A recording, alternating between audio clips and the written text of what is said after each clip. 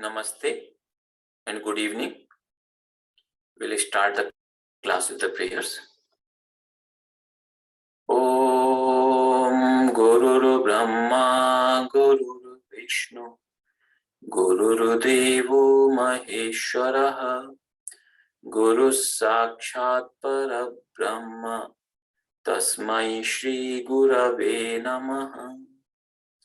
Om Sahana Bhavatu Sahanau Bhunaktu Sahaviryam Karvavahai Tejasvinavadhitamastu ma vidvishavahai. Om Shanti Shanti Shanti. Now we'll chant Mahamrutyunjaya mantra 3 times to pray for those who are in suffering. Om Trayambakam Yajamahi Sugandhim Pushtivardhanam Urvarukam Iva Bandhana Mrityormukshiyamamruta.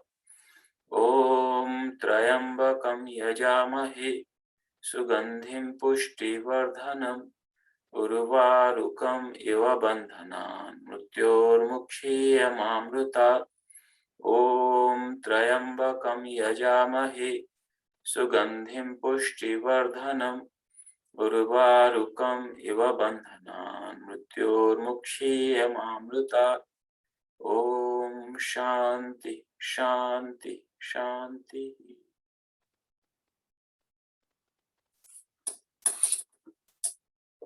Welcome everyone. So today is class 25. We are already in Lanka Kanda, the 6th chapter. In the last class, we saw that the war inevitably starts when Ravana refuses to send Mother Sita back to Lord Rama. And when the war starts, both armies start fighting each other. Most of the times the army of Lord Rama that was victorious. Sometimes the demon army was also getting some victories at some places. But after the first day, taking the stock, the army of Ravana, demon army, suffered heavy losses. And Ravana was worried. And then Meghnada, who is Ravana's son and the foremost warrior, he promises that he will fight a very ferocious war tomorrow. And he does that to the extent that he is able to even achieve almost unthinkable. He shoots a particular power by which Lakshmana, he gets unconscious. And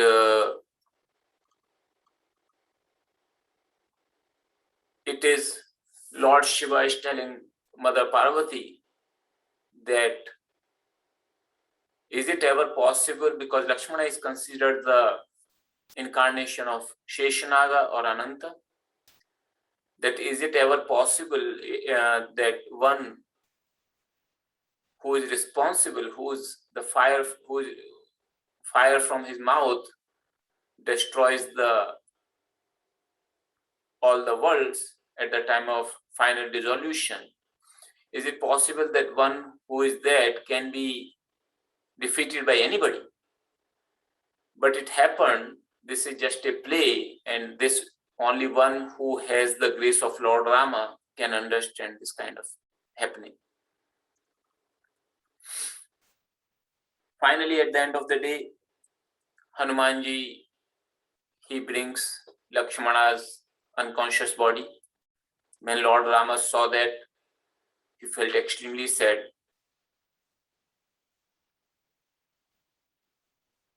And then someone suggested that there is a doctor in Lanka. His name is Shoshena.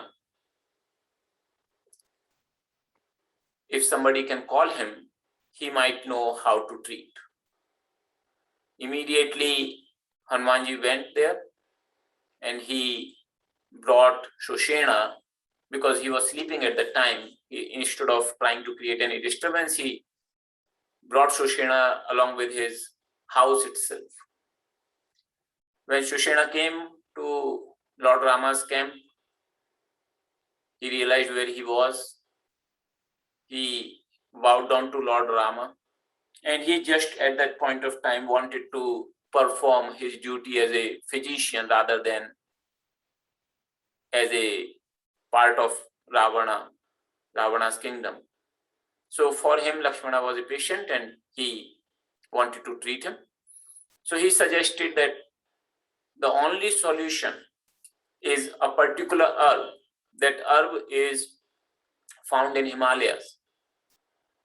And he told that which part of the Himalayas and how that herb looks like. That herb is a shining one, so even in the night, it shines. So by that, it shines like a gem.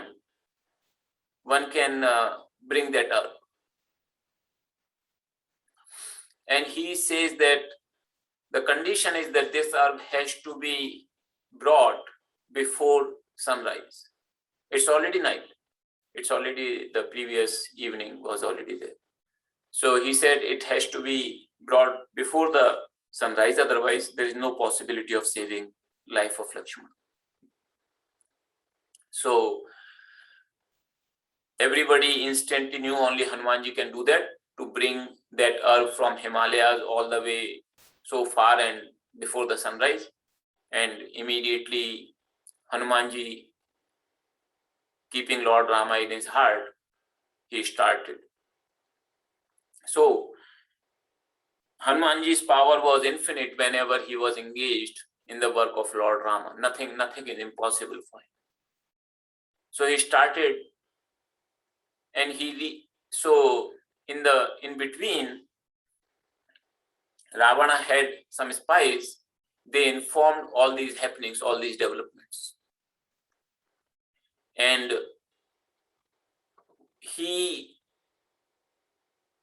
when he heard that, he goes to one of the demons, Kalnemi. He was a demon ally of Ravana. Kalnemi, that was his name. So Ravana went to him, told him everything, what is happening, that he abducted Mother Sita and now the war is going on and this is what is happening. And he asks Kalnemi for his help. Kalnemi was a great master of magic tricks. So he wasn't very powerful, Kalnemi, but he knew a lot of magic. So Ravana asked Kalnemi his help.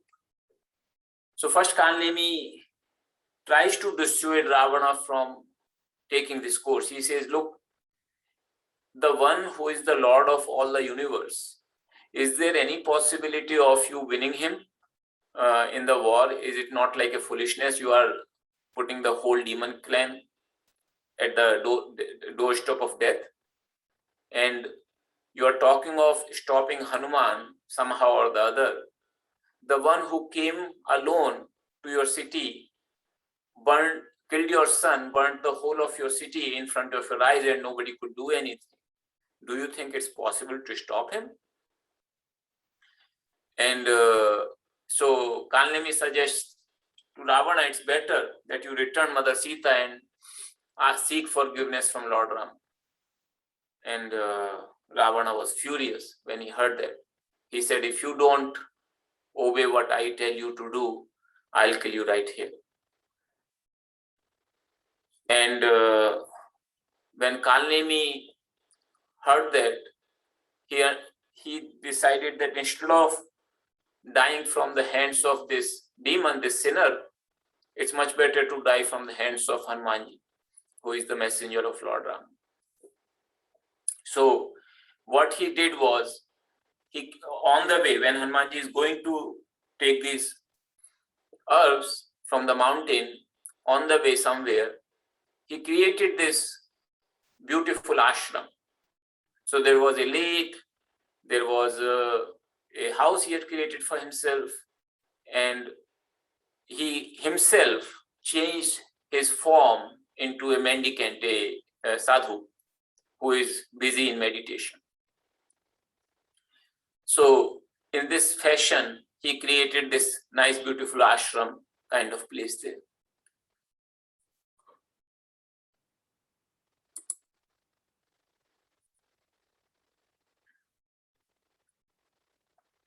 When Hanumanji is going there, he saw this ashram. He was feeling a little thirsty. He saw the sadhu inside the ashram. He thought, okay, let me stop here a little while,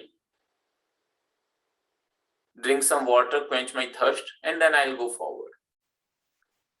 So he goes into the ashram, bows down to this sadhu, who was actually demon, and says, and sadhu started telling that, oh Hanuman, I know you, I can see everything from the power of my meditation. I can see that far from here there is a battle going on between Lord Rama and Ravana, and Lord Rama will come victorious eventually. So like that he started describing. Hanumanji said, Maharaji, I am feeling very thirsty. Can I get some water here? So he gave his water pot to Hanumanji. And Hanumanji said, this is too little of a water.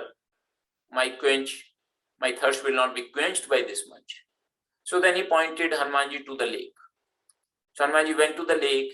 He got down into the lake.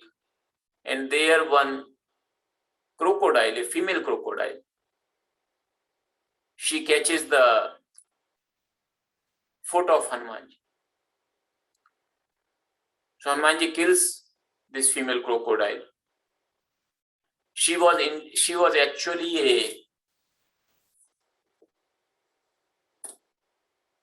Apsara, you can say a celestial being from heaven. She assumed her form after she was relieved from this crocodile form by Hanumanji. And then she rose in the sky, and there she says, I am so grateful and thankful to you that because of the curse I had been forced into this body of crocodile. Now because of your grace I am free from this curse. But I want to tell you one thing. This person is not a sadhu, he is not a monk, he is a demon. He just wants to create an obstacle in your way to delay you so that you don't reach in time back to revive Lakshmana. And like that saying, she rose up in the sky. When Hanumanji heard that, he comes out of the lake, goes to that sadhu, and sadhu says, now you sit here, I'll initiate you into the mantra of Lord Rama. And he says, Hanumanji says, but in my tradition, before I take the initiation, first I must pay the Guru Dakshina. So normally what happens, Guru gives the teachings, and then disciple after the teachings, he pays his respect in whatever terms, either in cash or kind, in some way or the other. After the teaching normally is complete. But in this case, Hanumanji said, my rule is that first I give the teaching, and first I give the Guru Dakshina, the payment, and then I'll receive the teachings. So he says, I'll give you now my payment, and he starts increasing his tail, and he wraps that sadhu in the tail and dashes him against the ground and kills him. He assumed his demonic form, because in order to assume the form of any other form than your original form, a power of will is required. When that power of will is weakened, he got into his original form, and he gave up his life saying Ram Ram. taking the name of Lord Rama. Hearing name of Lord Rama and seeing that even though he was a demon, but he attained the highest state because he is giving up his life saying name of Lord Rama. Hanumanji was very happy in his heart and he started again going forward. Now, when he reached the mountain, he identified the mountain piece, the place where this particular herb was growing, as the doctor, the physician had told him. But instead of seeing just one herb as the shining herb, he saw all the herbs, they are shining. So what happened was Ravana had played this trick also, that in order to confuse Hanumanji, he had somehow arranged that all the herbs will be shining, so he will not be able to identify which one. Some stories says that it was not Ravana, but it was the mountain itself that decided that I don't want this herb to go away from me, and he confused by lighting all the herbs so that Hanumanji will not recognize. And indeed, Hanumanji could not recognize which is the right herb. What he did was, because he could not recognize the right herb, he uprooted that mountain peak and started with the whole mountain peak. And this is a very famous pose, Hanumanji going with the whole mountain peak, like this one you can see here.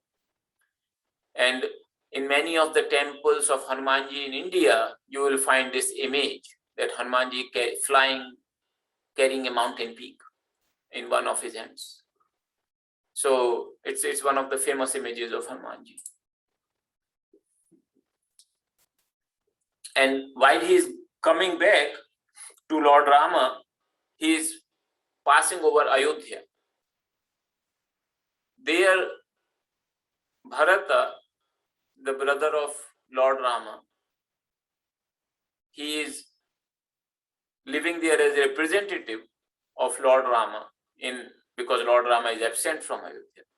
So he is representative of Lord Rama, the king, in his absence. And he saw this huge person flying over Ayodhya with a mountain in his hand. And somehow he thought maybe it's a demon in the night. It's a demon who wants to drop this mountain on the city of Ayodhya.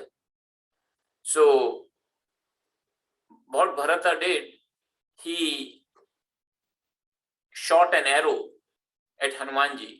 It was very mild, and it hit Hanumanji, and Hanumanji fell down on the earth, taking the name of Lord Rama.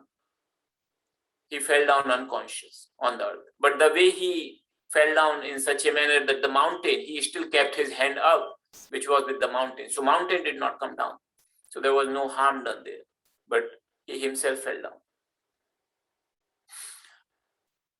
And when Bharata heard name of Lord Rama, he realized that he had made a mistake. It's not a demon, it's a devotee of Lord Rama. So he immediately goes to that spot where Hanumanji is lying unconscious. And there he hugs Hanumanji and he tries to revive him. But Hanumanji is not able to come back to his consciousness. Then Bharata says in his heart, he prays to Lord Rama that by thought, word and deed, if I have devotion to Lord Rama, and Lord Rama is also favorably disposed towards me, may this monkey get back his consciousness. And immediately Hanumanji gets up, saying the name of Lord Rama. And then Bharata asks, who are you? And Hanumanji tells the whole story in very short because there was not much time. And then Bharata is asking, how are Lord Rama, Lakshmana, Mother Sita? And Hanumanji told, and Bharata was extremely sad hearing all that Mother Sita is abducted, Lord Rama is waging this war, and Lakshmana is unconscious. And he starts crying a little bit. he says, "Oh, how unfortunate I am that I could not be of any service to the Lord at all. Why should I have been even born into this world?" And then he composes himself and he says to Hanumanji that, "Look, the time is short. What I'll do, you sit on my arrow. I'll shoot the arrow and it will take you to Lord Rama." Because Hanumanji had to reach before sunrise. It was already past midnight. So Hanumanji first was surprised that how a mere arrow can hold my weight, and that too on top of that I'm carrying this heavy mountain. And then he realized the power of Lord Rama. Anything is possible by the grace of Lord Rama, and he is none other than Bharata, who is the most favorite devotee of Lord Rama. Once he realized that, he just bows down to Bharata and says, "It's okay, I don't think that I would need this arrow. I can go on my own, and by the grace of Lord Rama, I'll reach there very quickly and well in time." So like that, he bows down to Bharata and starts from that place. While going, Bharat bahubal sil gun prabhupad preeti apar manmahu jat sarahat puni puni pavan kumar. So Hanumanji, while leaving the place, leaving Ayodhya, he is thinking of again and again the might of Bharata, his amiability, his goodness, and on the foremost, his love for Lord Rama. Now there, already it's as it past midnight, and Lord Rama is sitting there, all the monkeys are sitting there, Lakshmana's body is lying unconscious in the middle, and Lord Rama is sitting there with Lakshmana, and he is playing the part of as if a mere human being. And he is crying, seeing the state of Lakshmana. And he says that it has been already past midnight. Hanumanji has not come. He hugs Lakshmana to his bosom and says, "I was always dependent upon you for everything of my needs. You always served me without any reservation. Where will I get another one like you? For my sake, you gave up your parents. You did not care for any difficulties which would arise in the forest. Where will I get that love? Why don't you get up listening to my cries, my lamentations? Your mother had told me she had given your hand into my hand, that you are his Lord. Now, if the fate is such that I live and you don't, and I go back to Ayodhya, what answer will I give to your mother? What will I tell her? That how come Lakshmana's hand you gave in my hand and I could not protect him?" And Lord Rama is crying, saying, "Oh my brother, please get up and tell me, what should I tell your mother?" In that sense, he is shedding a lot of tears, he is crying, feeling a lot of sorrow. And here, just so that nobody is confused on this account, Lord Shiva is telling Mother Parvati, "Oh Parvati, Lord Rama is the same as Brahman, who is one without the second. It is just that he displays these human ways for the sake of his devotees. Not that any sorrow can really touch him." प्रभु प्रलाप सुनिकान विकल भये बानर निकर आई गयो Hanuman gym करुणा में वीर रस. Hearing these sorrowful words from the Lord, all the monkeys there, they felt extremely distressed. When all this was happening, Hanumanji came there. And here poet is saying, he is giving a very interesting simile here. Jim karuna mein hai veer ras. So, in India, the poem was analyzed to have certain feelings. And all those things are like what kind of feelings a poem invokes, how many such feelings are there in total. And a poem which has all those incidents of invoking those feelings, it's called rasa, is considered a very good poem. Some poems are focused on one particular rasa, one particular feeling. So one of them is karuna rasa. Karuna means compassion or pathos. And another feeling is veer rasa. Veer is like the heroic strain. Like somebody is going to fight, somebody is going to do a very great job, like a heroic strain. So he is saying that Lord Hanumanji came there as if in a poem which is full of describing the full of pathos, and all of a sudden there is a strain of heroic activity in the middle. So Lord Rama immediately got up. He very happily hugs Hanumana and he says, "I am so grateful to you."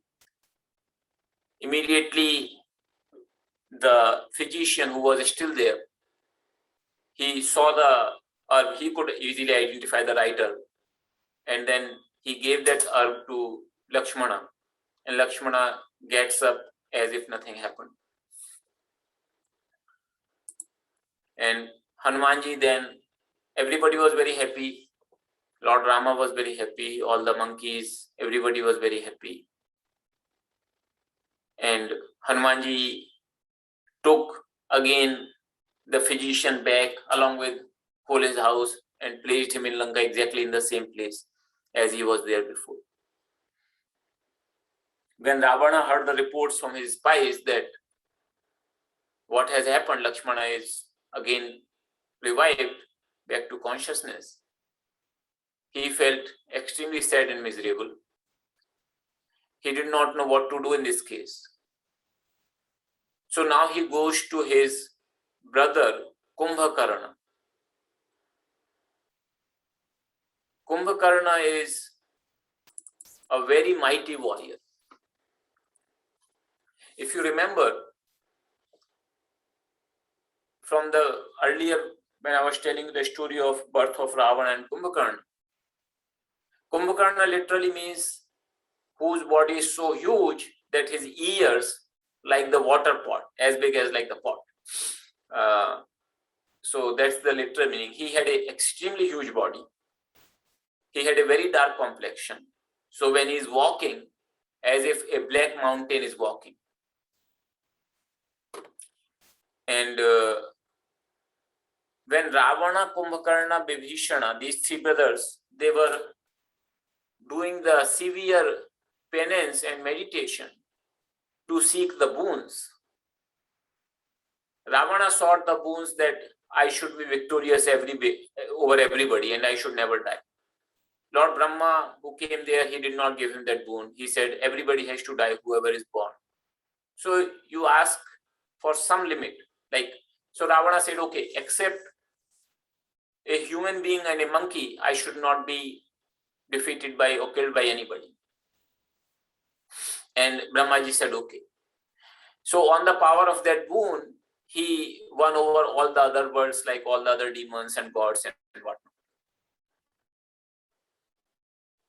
But he at that time thought that monkey and human beings are like the food for us. So what to fear from them? That's why he asked for that boon. Kumbhakarna, the younger brother of Ravana, he was also meditating and performing the austerities. When Brahmaji came to give him the boon, in Kumbhakarna's mind, because he had a tremendously huge body and even a bigger appetite, and he would eat the living creatures as if he's eating, somebody is eating like a small snacks kind of thing. And in his mind, because of his hunger, Kumbhakarna had in his mind the boon to ask that I should be awake for 6 months and sleep for 1 day, because he used to be so hungry and he was extremely powerful in the body. So Brahmaji thought, if Kumbhakarna asks this boon, my whole creation will go to naught in a very short while, because he will eat up everything. So he requested the goddess of speech to sit on Kumbhakarna's tongue while he is asking for the boon. And because of that, what Kumbhakarna asked was that I should sleep for 6 months and only wake up for 1 day instead of other. So his boon got reversed, and Brahmaji said okay.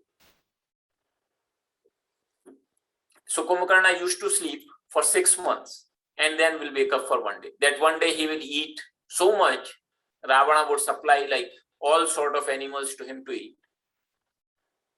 And he would drink a lot of wine. And then he will again sleep for 6 months. So Kumbhakarna was sleeping at that time. And normally he would not wake up easily, because it was part of his boon that he would sleep for 6 months. So Ravana also did not used to wake him up easily.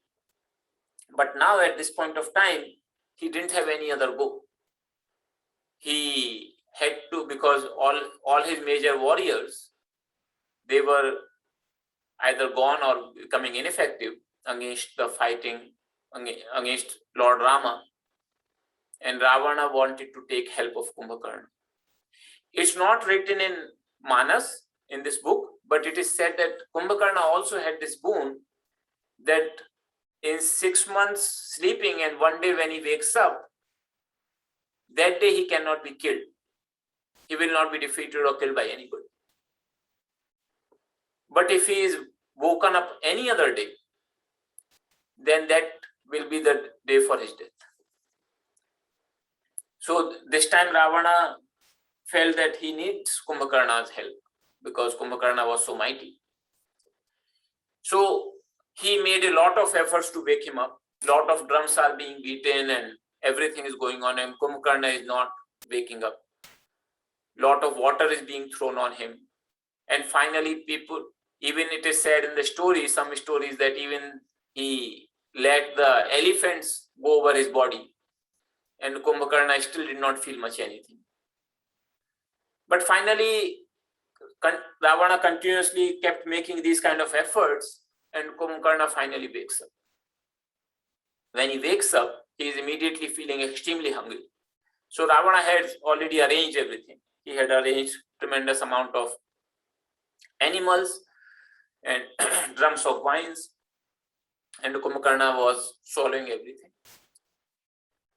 Finally, when he is a little bit stabilized, then he asks Ravana, why did you wake me up?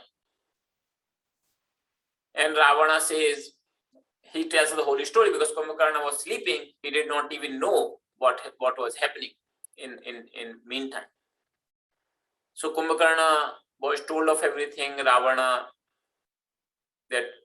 told, I abducted their wife and Mother Sita, and now there is Rama has come here along with Lakshmana and his monkey army, and I'm losing the war, so I need your help. And when Kumbhakarna heard that, he felt very sad, and he told Ravana, what did you do? You abducted Mother Sita, who is his wife and mother of universe, and you think that it will do you good?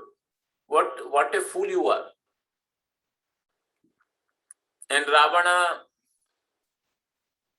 when he heard that, he was not happy. He said,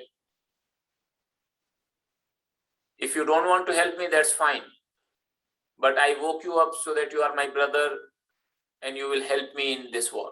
And Kumbhakarna said, that is true. even though I don't agree with you at all, what you did, but still I will help you. I will still fight on your behalf, and I'll kill the whole army of Lord Rama. And when Ravana heard that, he was very happy. Kumbhakarna told that, I told you all these things because I had heard this knowledge from Sage Narada. He had told me about these things. So, but you don't want to listen to me, so that's fine. My duty is to fight on your behalf. I'm your brother. I have been sustained by your kingdom, so I'll go and fight on your behalf. And Kumbhakarna, Ravana supplied even more food to Kumbhakarna and more wine, so that he will not have much of a thought now. And Kumbhakarna, after taking much more food and much more wine, he started for the battlefield. And in his pride, he decided that he doesn't need anybody. So he did not take any army, he did not take any assistance. He was just walking like as if he will devour the whole world. He is such a huge body, walking like a mountain. When Vibhishana, the younger brother of both Ravana and Kumbhakarna, he saw Kumbhakarna coming for the battle.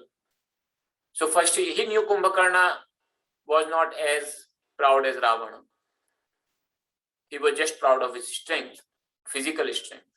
But so Vibhishana goes to Kumbhakarna, approaches him, bows down at his feet and says, I am Vibhishana. Ravana kicked me out of his kingdom. So I have taken the refuge with Lord Rama, and Lord Rama has accepted me. And when Kumbhakarna heard that, he was happy. He said, Oh Vibhishana, because of Ravana's foolishness, I do not think anybody would live in our clan except you. So you did a good thing. You took the refuge in Lord Rama. Our clan would be blessed because of you. And then he says, you worship Lord Rama, giving up all other thoughts. And for me, I can see my death dancing in front of me because I'm going to fight against Lord Rama. So right now you go and go back to your army. When monkey army heard that, then Vibhishana comes here and tells Lord Rama that Kumbhakarna is coming to fight, and he is a mighty, mighty warrior. When monkeys heard that, they all were very happy. They all went in all enthusiasm to fight Kumbhakarna. And thousands of them, they took the trees, they uprooted the trees, they took the huge boulders and they threw all of them on Kumbhakarna. But Kumbhakarna did not flinch even. He took all these beatings just as if an elephant might be taking the beatings of the flowers. Neither he stopped, but he started catching hold of the monkeys and eating them. Some he crushing them under his feet. And like that, he created such a terror that all the monkeys started running away. And they were like, who can ever fight this fellow? He is like a terror, the death, as if death is walking. Then some of the major monkey warriors, Hanumanji, Angad, Sugriv, they went to fight with him. Hanumanji gave him some fight, but even then he also temporarily made Hanumanji unconscious, and he continued on his way. Then finally, when Lord Rama saw that his army is getting really afraid and not able to fight, he decides to go himself in the front. And he says that, you all wait, let me take care of this fellow. So first, Lord Rama, he kills the whole army, he throws thousands of arrows. So it was a beauty of Lord Rama's arrows that when he would shoot an arrow, arrow will hit the target and then doing its work will come back to in his quiver. So all those arrows came back into his quiver. Then Kumbhakarna, when he saw, so Kumbhakarna did not take any army, but when demons had seen that Kumbhakarna was winning and monkeys were running, they also came in a huge enthusiasm and wanted to sort of come and inflict even more harm to Rama's army. So all those demons were now killed. Kumbhakarna was again alone. When he saw that Lord Rama had killed all the army, he became very furious. He uprooted a huge mountain and he wanted to throw it on Lord Rama and his army. When Lord Rama saw that, he immediately cut his right arm in which the mountain was held. So Kumbhakarna's right arm was cut. Then he picked up the mountain in the left arm and wanted to throw. Again, Lord Rama cut the left arm. Now he was without both the arms. He ran forward, keeping his mouth open as if he will devour the whole world. And then Lord Rama, he took an arrow, very sharp arrow, and cut his head also. That head fell down in front of Ravana. When he saw that Kumbhakarna also is dead, he felt so distressed. When Kumbhakarna's head was cut by the arrow of Lord Rama, there was a light. His soul, it merged into Lord Rama. Everybody was very surprised. All the gods who were watching this battle, that such a demon and his soul merged into Lord Rama. But because if you remember the story is that they were devotees of Lord himself. Because of a curse, they had become demon, and Lord has said that I will have to go back to earth also along with them to kill them because they will be so powerful, nobody else can kill them. And then they will come back to my abode. Here, Lord Shiva is telling Mother Parvati, oh Parvati, look at this. This person, he was a demon. He did all sort of sinful activities. And even to such a person, Lord gave his own abode. It is indeed, people are unfortunate and they are dull-witted who do not worship Lord Rama.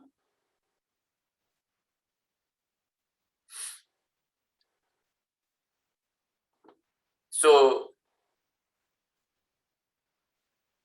here poet writes a verse, Ram Kripa Kapi Dal Bal Bada, Jimitrun Pai Lag Ati Dada, Chijahin Sichar Dinu Arurati, Nijmukh Kahe Sukrut Jehi Bhati.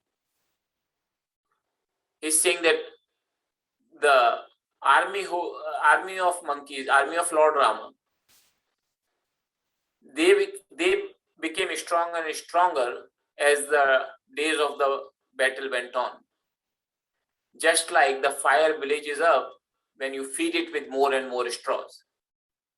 However, the strength of the demon army that was thinning and diminishing day by day, just like a person's merit are exhausted when one speaks of his own good deeds by his own mouth. So, in spirituality, it is said that one should never tell about his good deeds because it reduces or it diminishes, sometimes finishes also, the effect of good deeds. Like if you were to get some good results as a result of those good deeds, that will be diminished or finished if somebody praises his own good deeds by his own mouth. So then Ravana was very distressed. Meghnad, when he saw that Ravana was very distressed, he said, I'll again show tomorrow my valor to you.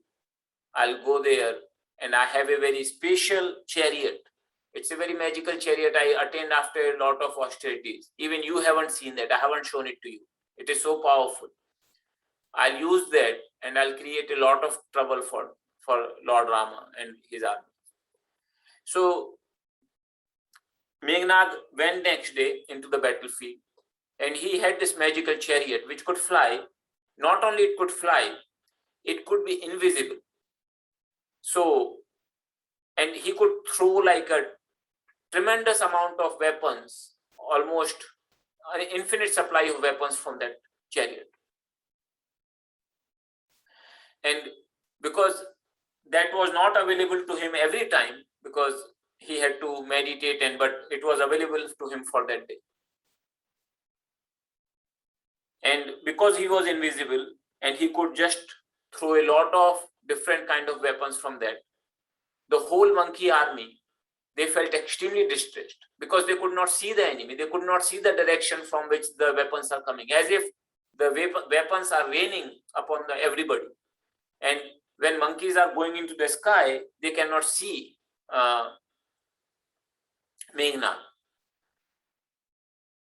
And after he hurt everybody, or even all the major warriors of Lord Rama's side, he went to Lord Rama himself. And Lord Rama, playing the role of a human being, he also pretended as if he cannot encounter Meghnada because he was invisible.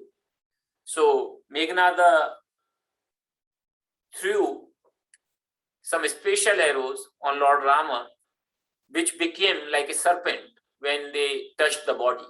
So he became tied with the serpent. There is a term for this called Nagapasha. So as if instead of the ropes, he got tied with the serpents. And that is something which is extremely painful because of the poisons of the snakes, but also it cannot be taken up by the mere force. So Lord Shiva is telling Mother Parvati that, "Oh Parvati, is it ever possible that the Lord, who is the all-pervading Lord of the universe, and whose name, when it is repeated, it enables the seekers to be free from this worldly existence, to free from this bondage of the world, that he will fall in the bondage, but he's just playing. It is just play." So for Lord Rama, it is a play. But for gods who are sitting in the heaven and they had requested the Lord to come to kill Ravana, they felt extremely distressed that now Lord himself is in bondage. How will Ravana be killed? So they sent Garuda. Garuda is, it is said that he is the vehicle of Lord when he is in his own abode, Vaikuntha. Garuda is the king of all the birds. Garuda is a bird, it's an eagle. It's a massive eagle. And Garuda carries Lord on his back. He flies very fast. He is extremely powerful. And as per some mythological stories, it is Garuda who is enemy of all the snakes. So all the snakes are the food for Garuda. That's the boon he was given. So all the snakes are extremely terrified of Garuda. So Garuda was sent. The moment he came, all the snakes ran away, and Lord Rama's bondage, he was free from the bondage. Then all the monkeys, they felt very happy. And Garuda went back. But Garuda got confused, just like Sati, wife of Lord Shiva, got confused when she had seen Lord Rama crying because Mother Sita was abducted. Now Garuda could not believe that how can he be my Lord, the Lord of universe, who is tied into a snake rope, snake net? How is it possible? I mean, even snakes cannot bear me, let alone my Lord. So how is it possible? So Garuda also got some confusion, and we'll see later that how his confusion was removed. But he did the job. He freed Lord Rama from the snake net, but he himself got confused. He himself got a little doubt that how is it possible? And here Lord Shiva is telling Mother Parvati, Charit Ram ke sagun bhavani, tark na jahe buddhi balbani, as vichar je tagya viragi, Ram hi bhajahi tark sab tyagi. These plays of Lord Rama, when Lord takes a form, an embodied form, a human form, and the things which he does, it is not possible to understand them logically by the power of intellect, by the power of reasoning. People try that. Everybody tries to understand them by their own reasoning, by own intellect. But it's not possible. So therefore, people who are really wise, instead of trying to figure out, instead of trying to reason everything and trying to understand everything by their intellect, they surrender just to Lord Rama and worship him wholeheartedly, and therefore they attain the liberation. These tales which Lord does, they invoke a lot of love in the heart of the devotees. So in the meantime, when Meghnada had hurt everybody in Lord Rama's army and also had tied Lord Rama into this snake net, then when he thought that, okay, now everybody is taken care of, he came down on his magical chariot and he became a visible, like a person who could be seen. He wanted to taunt everybody, look what I have done to you and the whole your army. So he wanted to taunt. When he came like that, there was one person whom Meghnada had not heard. His name was Jamban. Jamban was very old. So Jamban challenged now Meghnada when Meghnada was there.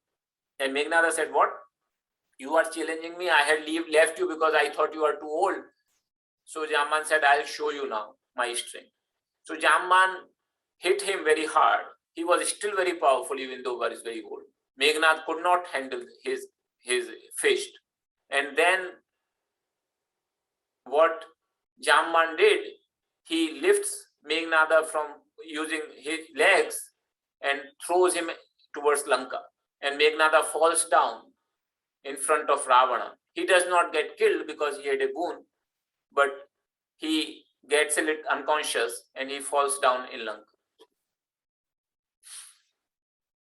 So when Meghnada, he gets consciousness, he finds himself in Lanka and he saw his father Ravana was standing there. He felt very ashamed and he said, it was just a slight mistake on my part that I did not take care of this guy. But you see tomorrow, today I am going to do a very special worship ceremony. And then I will become extremely powerful, completely invincible. And then I'll take care of them. So that's what Meghnada starts to do, and we see what happens next in the next class. In the meantime, if you have any questions or comments, please feel free to write in the chat window.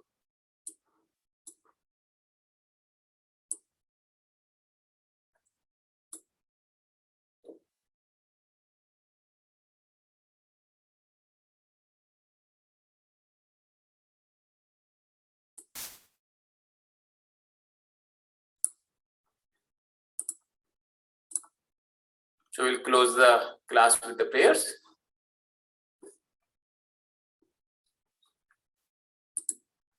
Sarve bhavantu sukhinah, sarve santu niramaya, सर्वे भद्राणि पश्यन्तु मा कश्चित् दुःखभाग् भवेत्। ॐ पूर्णमदः पूर्णमिदं पूर्णात् पूर्णमुदच्यते पूर्णस्य पूर्णमादाय पूर्णमेवावशिष्यते। Om Shanti Shanti Shanti. Thank you all. Wish you a very happy Diwali, everybody. Thank you.